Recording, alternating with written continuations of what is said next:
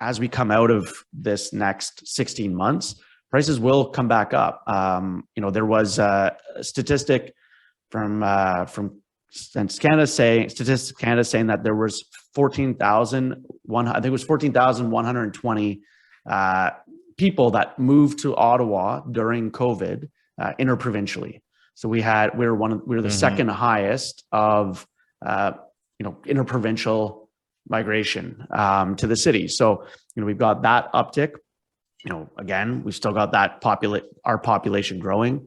Demand is there. And even to the point that last week, the province made some changes or proposed some changes to our zoning, where for you builders out there or investors, that they are changing the allowable number of units on an R1 zoning.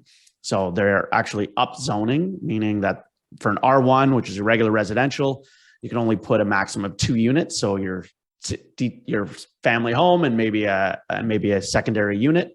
But what they are making the changes to zoning is to allow for up to 4 units on that R1. Now, what the reason for that is, as we've been talking about, and as it seems like there's a lot of properties on the market and there's no way that there's a supply issue, there is one, and there will be one and continues to be.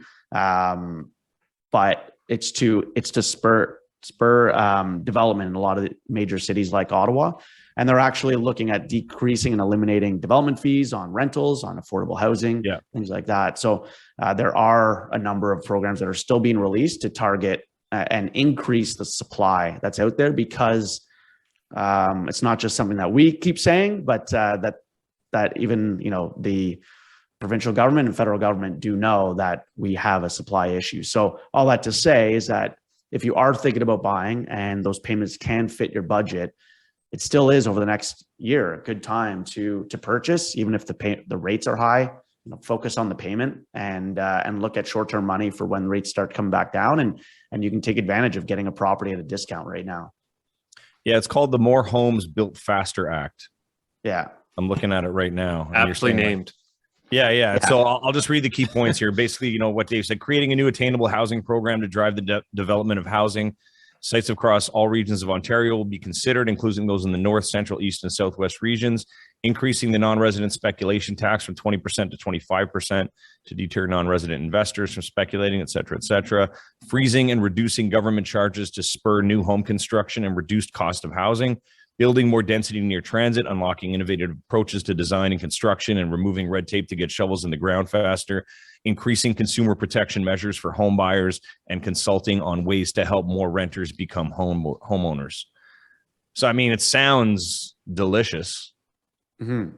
And really all this is really aimed at spurring small scale landlords for development.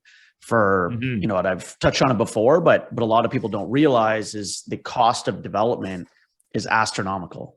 For somebody to build an apartment building or multi-unit for a 2-bedroom unit, you're almost $20,000 development fees. That's not permits, that's not architecturals or anything like that, but $19,500 per unit, and almost $15,000 for a 1-bedroom apartment for development fees alone. And Toronto, I believe it's $112,000 for a single detached development fees. All of this obviously gets added into your costs of buying, because now that's not going to get eaten by whoever's building that home. That's passed along to the buyer. So there's a lot of these additional fees that are hidden in the cost of home buying, that we freeze them, eliminate them, that it just helps to drive down that cost of ownership, because the cost of development becomes easier and less costly upfront, that is.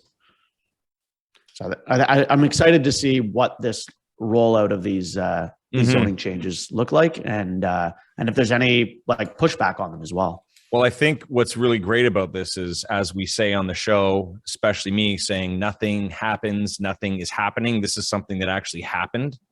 Like the law is it's now apparently in effect. Am I right? So let's see where this goes. Am I right? Am I right? Am I right? Studio audience? Thanks for tuning in, everyone.